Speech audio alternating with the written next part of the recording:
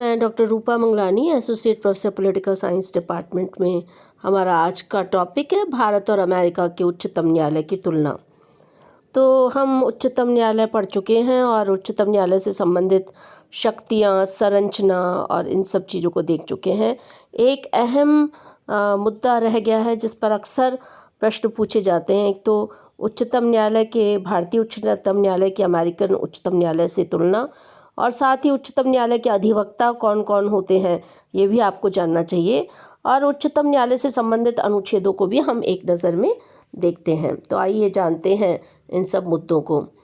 तो सबसे पहली बात ये है कि भारत और अमेरिका के उच्चतम न्यायालय की अगर तुलना की जाए तो हम सभी जानते हैं कि अमेरिकी न्याय व्यवस्था में उच्चतम न्यायालय का एक मुकाम है, स्थान है, और वो बहुत ही महत्वपूर्ण है क्योंकि अमेरिका में न्यायिक निष्पक्षता और न्यायिक स्वतंत्रता के लिए अनेक प्रावधान किए गए हैं। भारत में भी उच्चतम न्यायालय का अपना एक स्थान है, लेकिन दोनों में कुछ समानताओं के साथ साथ कुछ अंतर भी मौजूद हैं जो कि आपको जानने चाहिए।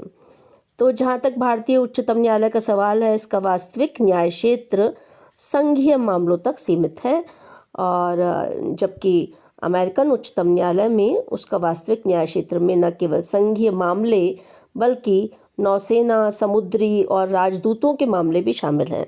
अर्थात अगर भारत का उच्च न्यायालय होगा तो वो केंद्र और राज्यों से संबंधित मामलों को देखेगा, जबकि अमेरिकन उच्चतम न्यायालय में सैन्य मामले भी देखे जाते हैं जिसमें विशेषतः नौसेना, समुद्री और राजदूतों के मामले भी शामिल हैं। मैं विशेष रूप से बताना चाहती हूँ कि नौसेना, समुद्री और राजदूतों के मामले, इसमें नौसेना की बात कही गई है।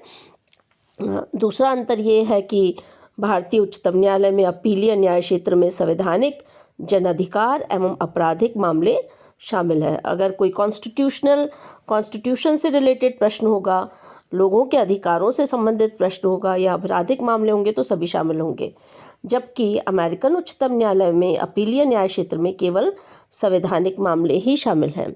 तीसरी बात, भारतीय उच्चतम न्यायालय का क्षेत्र व्यापक है क्योंकि इसमें किसी मामले से संबंधित किसी न्यायालय के फैसले के खिलाफ अपील की जा सकती है, सैन्य न्यायालय को छोड़कर। अमेरिकन उच्चतम न्यायालय में इसके पास इस तरह की शक्तियाँ नहीं मौजूद हैं। भारतीय उच्चतम न्यायालय एक सलाहकार न्याय क्षेत्र है, जबकि अमेरिकन उच्चतम न्यायालय के पास कोई सलाहकार न्याय क्षेत्र नहीं है। भारतीय उच्चतम न्यायालय जो है न्यायिक समीक्षा के अवसर सीमित हैं भारतीय उच्चतम न्यायालय के पास, जबकि अमेरिकन उच्चतम न्यायालय के पास न्यायिक समीक्षा का व्यापक क्षेत्र है।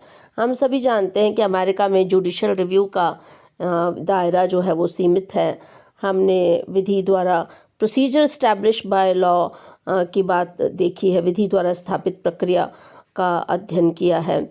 दरअसल अमेरिका में न्यायाधीश जो हैं वो ये भी देखते हैं कि बना हुआ कानून जो है वो प्राकृतिक रूप से, अर्थात वो कानून बनने लायक है या नहीं, जबकि वो न्यायिक समीक्षा के दायरे में आता है। अर्थात निर्मित कानून की पूरी तरह से जो है समीक्षा की जाती है, जबकि भारत में न्यायिक समीक्षा में ये देखा जाता है कि निर्मित कानून जो है वो संविधान के अनुकूल है या प्रतिकूल है। तो ये बहुत महत्वपूर्ण है। भारत में विधि द्वारा कार्यवाही के तहत ही अधिकारों की रक्षा जो है वो सर्वोच्च न्यायालय द्वारा की जाती है, जबकि अमेरिका में विधिवत प्रक्रिया के तहत नागरिकों के अधिकारों की रक्षा की जाती है।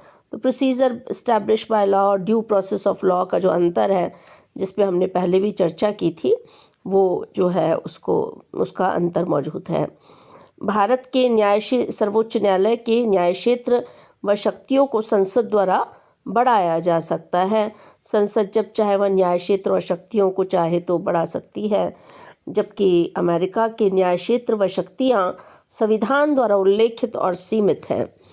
इसी तरह से भारतीय न्याय व्यवस्था में एकीकृत न्याय व्यवस्था के तहत इसके पास न्यायिक अधीक्षक का अधिकार है और सभी उच्च न्यायालयों पर सर्वोच्च न्यायालय का नियंत्रण रहता है। हमारे यहाँ एक ही सुप्रीम कोर्ट है और उसके अधीन राज्यों के उच्च न्यायालय है और फिर उसके बाद अधीनस्थ न्यायालय हैं, जबकि अमेरिका में दोहरी या विभक्त न्याय व्यवस्था के कारण इसके पास कोई ऐसी शक्ति नहीं है। अर्थात वहाँ जो है राज्यों के उच्चतम न्यायालय और अमेरिकी सर्वोच्च न्यायालय जो है उसके उनकी संरचना दोहरी या विभक्त न्याय व्यवस्था है। हमारे यहाँ एकीकृत न्याय व्यवस्था है, पद सोपान की व्यवस्था है, नीचे अधीनस्थ न्यायालय, फिर राज्यों के उच्च न्यायालय, फिर सर्वोच्च न्यायालय, जबकि अमेरिका में ऐसा नहीं है। तो ये कुछ अंतर थे भारतीय उच्च न्यायालय और अमेरिकन उच्च न्यायालय के, जिसको कि आपको जानना चाहिए। इसी तरह से एक और अहम प्रश्न है, वो है उच्चतम न्यायालय के अधिवक्ता।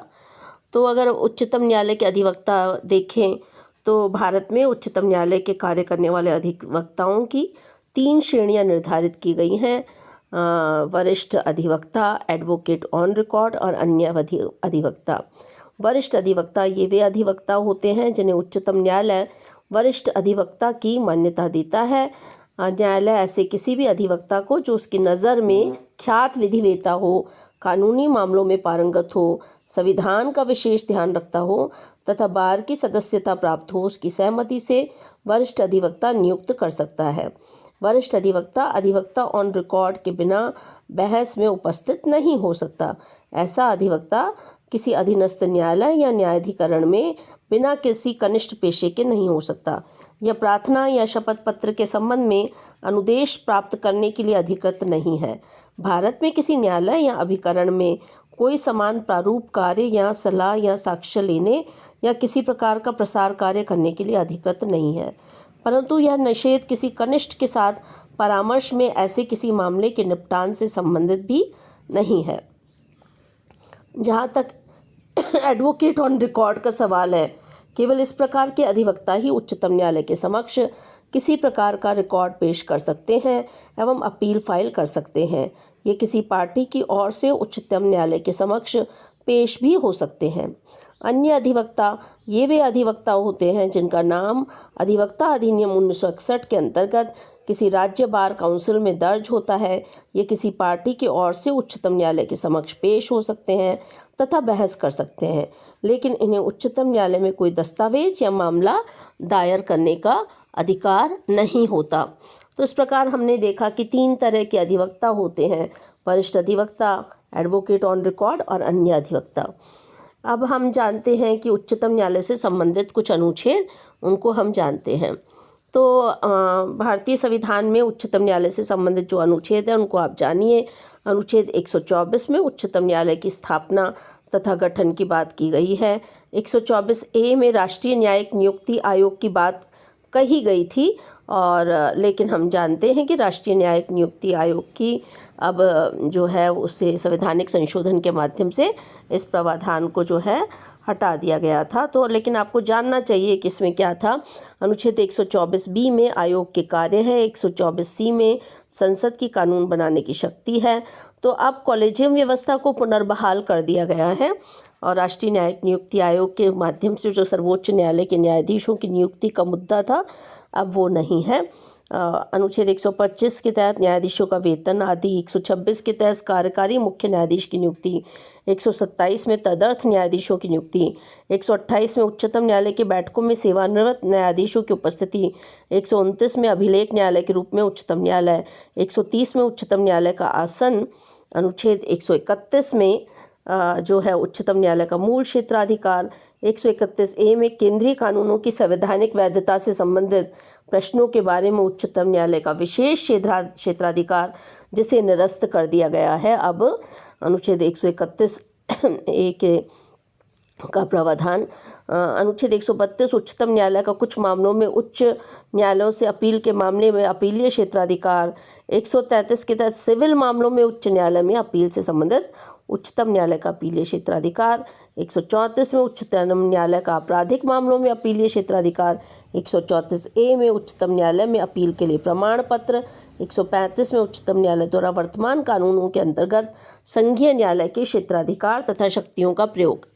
इसी तरह अनुच्छेद 136 में उच्चतम न्यायालय द्वारा अपील के लिए विशेष अवकाश, 137 में उच्चतम न्यायालय द्वारा निर्णयों अथवा आदेशों की समीक्षा, उच्चतम न्यायालय के क्षेत्राधिकार को विस्तारित करना, अनुच्छेद 138, अनुच्छेद 139 कतिपय विषयों पर रिट जारी करने की उच्चतम न्यायालय की शक्ति, 139A कुछ मामलों का स्थानांतरण, 140 उच्चतम न्यायालय की आनुषंगिक शक्तियां, अनुच्छेद 141 उच्चतम न्यायालय द्वारा घोषित कानून का सभी न्यायालयों पर लागू होना, 142 उच्चतम न्यायालय के आदेशों तथा साथ ही अन्वेषण आदि से संबंधित आदेशों का प्रवर्तन करना, 143 राष्ट्रपति की उच्चतम न्यायालय को सलाह करने की शक्ति, 144 सिविल तथा न्यायिक अधिकारियों का उच्चतम न्यायालय का सहायक होना, 144A कानूनों की संवैधानिक वैधता से जुड़े प्रश्नों के विस्तारण के लिए विशेष प्रावधान, 145 न्यायालय के नियम आदि, 146 उच्चतम न्यायालय के पदाधिकारी तथा सेवक एवं व्यय आदि,